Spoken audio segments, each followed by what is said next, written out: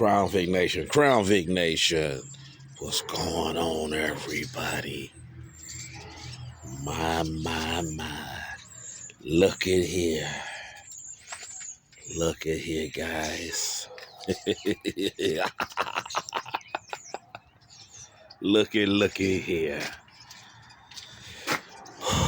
I tell you, this ain't easy, but you know, when you got the passion and drive, you can get it done, guys. And I'm gonna give you guys some incredible tips in order to do this. And you know, I know a lot of you guys have buddies, but sometimes, you know, everybody's a Chevy guy, everybody's a Mopar guy. They may not know what's going on with me, and then you know how that community is. We're all divided.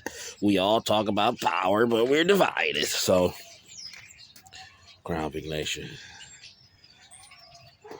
Okay, so you're gonna need yourself an engine leveler.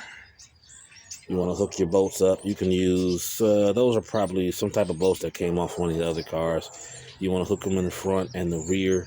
That way you can get maximum tilt and all that. Do not install that oxygen sensor that comes on those headers. The stock manifold right there. You can see it in the back. Do not install the oxygen sensor. You're just not going to have an easy time with putting this engine in past that steering shaft. As you can see, it's very tight right there. So you're gonna, when you take it out, you're gonna want to cut that off, and that's tip number one. Tip number two is when you're putting this motor in using, this is the AutoZone version of the hoist.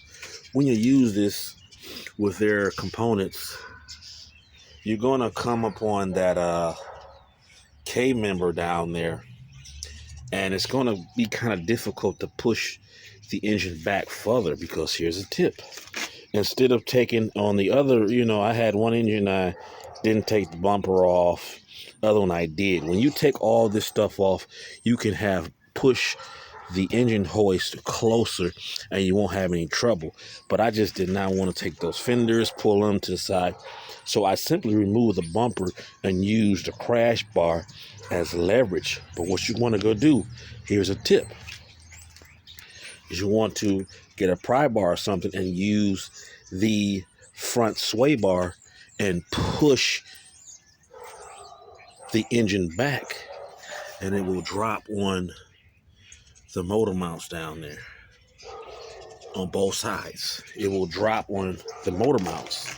So that is very important. And like I say, when you have a tilt like this is a cheap one. I probably going to upgrade from here, because this one is just, but it works. But it's like, you know, you want to use a tilt because it'll give you maximum control.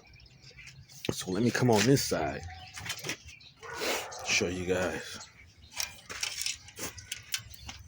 I got the AC all in at once. I put all that in there.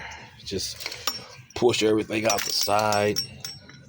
The harness, because I'm gonna have to push this harness back some. All your heater cord, everything. And guys, when you put these heater cords and stuff back together, put some type of oil, grease in there. That way, if you ever have to take it off, you don't have to deal with the rust that goes with it. You can just slide it off. So yeah, those are two important tips.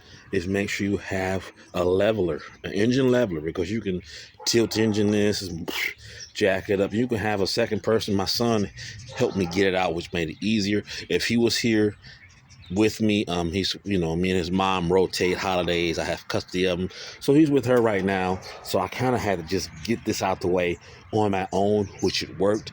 But he was with me to help me get it out. Shout out to Maurice. Papa loves you, boy. You know, trying to teach him how to be a man. Crown Vic Nation, we got to teach our boys. There's an attack on men and everything like that. So, but that's not what I'm about to talk about. But we got to teach our boys how to be boys. But he was here to help me get it out. So getting it in, I was alone. So I had to brainstorm that to use a pry bar or something, to use that sway bar to push the engine back, because the oil pan will stop, about 2 inches on the cross member, which you need to push it back to further get the engine onto the engine mounts. Well, the motor into the hose on the K member. But I just wanted to give you guys this quick video, let you guys know we're making progress. This is my second attempt at a cammed engine. The first one, the car had some demons in it, and I just got rid of the whole car, the whole situation, even though I believe the battery had issues, because I put it in this car and this one started acting wild before this motor and all that. And I don't know what the battery had, a short or whatever in there.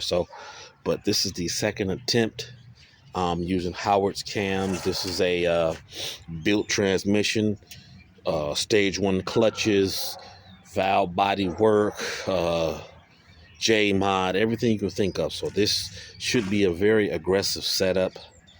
13-to-1 compression, ported heads, bowl work on the exhaust. So cams are degreed in 110, 114 lobe center line. So I mean, this should be a very competition setup.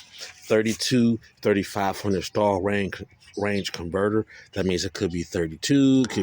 It could vary up in those RPM. So trans cooler situation. And guys, I'm gonna show you guys step by step putting this back together. So this was just get an engine in with the harness, and then I'm going to step by step show you how to get it in. And I know some people like the wire harness. This wire harness is simpler than any 2005 and down Crown Vic. Trust and believe me, guys, this is the simplest. The 2006 is where they took the coolant temp sensors off of the intake. 2006 is integrated into the head temperature sensor, so you don't have to worry about those. So